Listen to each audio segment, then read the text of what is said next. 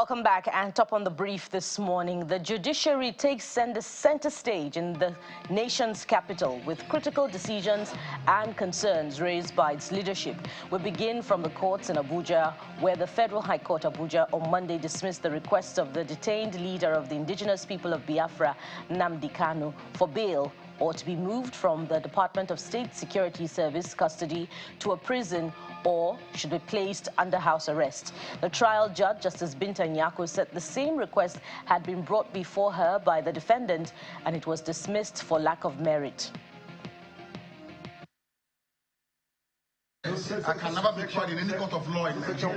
That's what the law says. Anybody standing in trial or coming to try me is a terrorist. That's what their law says. As simple as that. Section 2, subsection 3F of Terrorism Prevention and Prohibition Act. That's what it says. Any court considered to try me is committed an act of terrorism. Yes. Very clear. You cannot violate a treaty that Nigeria entered into and then come to try that very person. Is not done anywhere in the world. So you must be aware of that. So that is why there is all these ridiculous delays. That is what Supreme Court said. I did not jump bail. My home was invaded. They came to kill me and I survived. They came to Kenya to kidnap me, brought me back to this country and seeking to try me, which the law says cannot happen. You cannot violate a treaty that Nigeria entered into and then hope to stand on that illegality to conduct a trial. Is not done anywhere in the world. And it happened in my case. Nobody has, there's no exception. No exception whatsoever. That's what the law says. Section 12 of the Constitution, what does it say? Any treaty ratified by Nigeria becomes law. It's law. You cannot change it. It doesn't matter what they do. All these shenanigans is just pure rubbish. You never stand. Not with me. IPOB leader there, Nnamdi Kanu.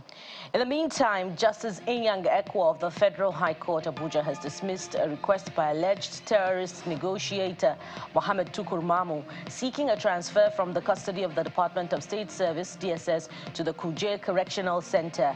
Delivering the ruling, Justice Ekwo held that the federal government had raised the issues of incessant jailbreaks in prisons as a major ground to oppose the request for transfer to Kuje.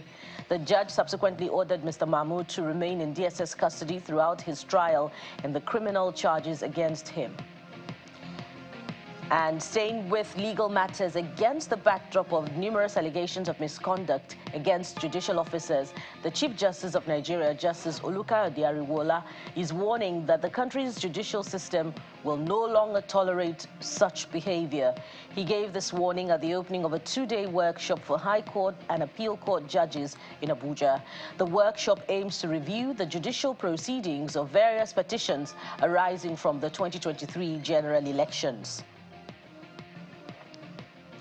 And more on judicial matters. The Attorney General of the Federation and Minister of Justice, Mr. Lateef Fagbemi, has expressed displeasure over what he terms neglect in the remuneration of judicial officers for close to 17 years. According to the minister, this situation is against any meaningful judicial reform. He stated this during a public hearing by the Senate Committee on Judiciary, Human Rights and Legal Matters on the advancement of welfare of the judiciary and the need to salvage the sector. In the meantime, a former chairman of the National Human Rights Commission, Professor Chidi Odinkalu, has lent his voice to the remuneration of workers in the judiciary. Professor Odinkalu believes that any percentage increase in the remuneration for judges without doing same for other judicial workers could hinder the smooth running of the judicial system.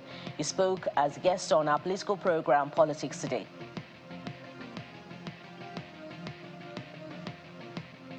And from the judiciary to politics, former President Goodluck Jonathan is calling for an end to the political crisis in Rivers State, warning that the dispute could have significant implications for the entire Niger Delta region.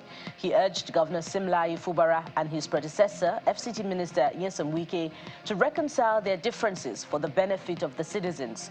The former president was speaking during the flag-off of the Trans-Kalabari Road in Obiakpo local government area.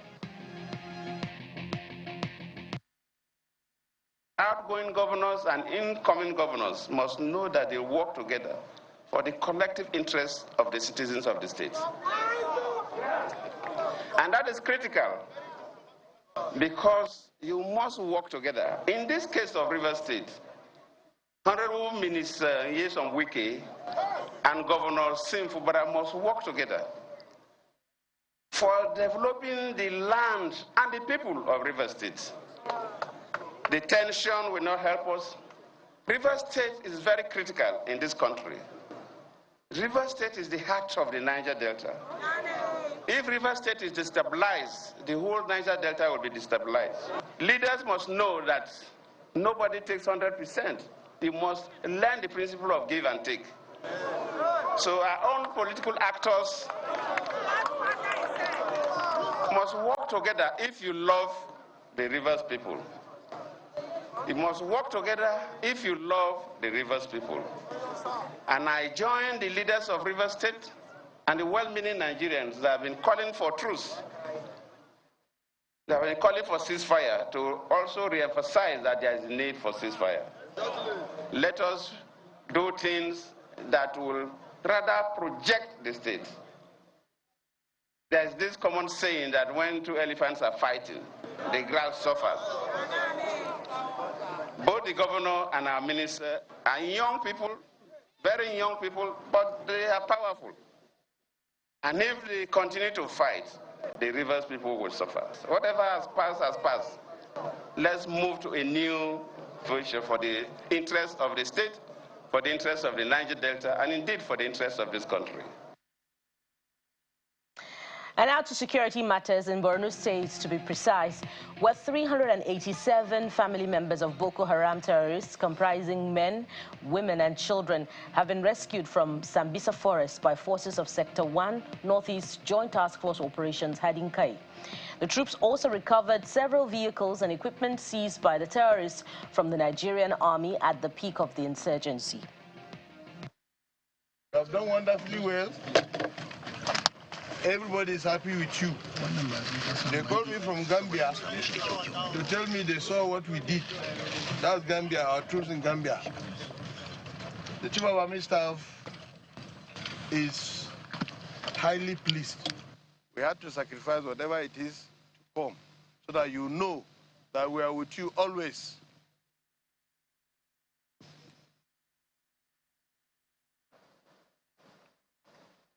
To education now, federal tertiary institutions will soon receive a new lease of life, with plans by the federal government to have a total of 1.2 million students to participate in the pilot phase of the newly introduced student loan scheme.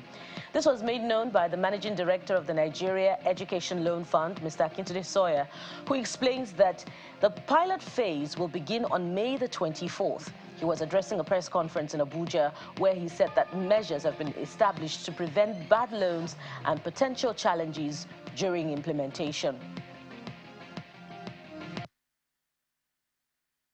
The student loan scheme will pay 100% of the fees for the loanees at the institution, the approved institution that we grant loans for. What do I mean by that? If the fees are 100,000 for the session, that's what we'll pay. We won't pay 99, we won't pay 98, we'll pay 100% of those fees. Now you can imagine that there are lots and lots of different courses offered across all the various institutions.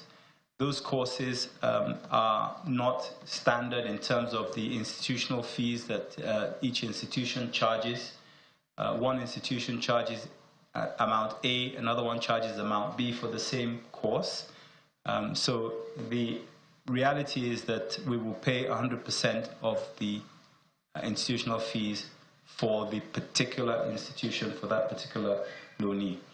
Having said that, there's also the track of providing stipends to the loanees. So if you think about it like this, we've got to pay institutional fees, which will give the student unfettered access to classes, to examination rooms, to tutorials, to seminars within the confines of the institution.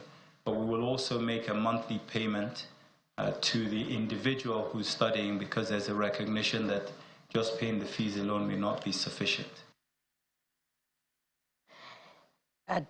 Good news for Nigerian students there. In other stories, the Nigeria Labour Congress, NLC, and the Trade Union Congress, TUC, are asking the federal government to conclude all negotiations regarding the new minimum wage before the end of May the 31st. Both unions have also asked the National Electricity Regulatory Commission to immediately reverse the new minimum wage before the end of May to avert an industrial action. A joint statement signed by the presidents of the two unions criticized the federal government for unduly delaying the negotiations, calling also on their members in states that are being owed the current 30,000 naira minimum wage to gear up for industrial action. And outside our shores, Iran's Supreme Leader Ayatollah Ali Khamenei has been announced.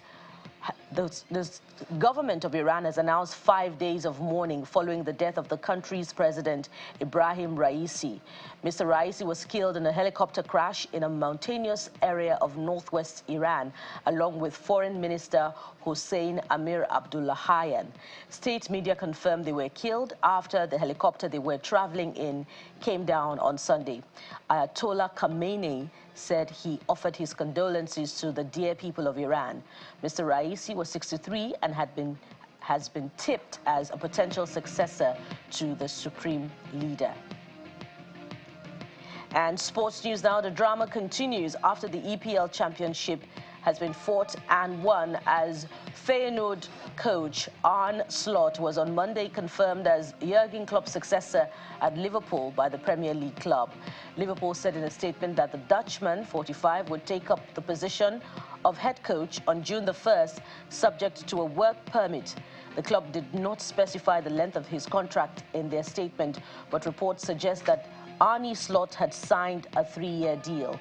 He confirmed Anfield was his next destination at his official pre-match press conference at the Eredivisie club on Friday.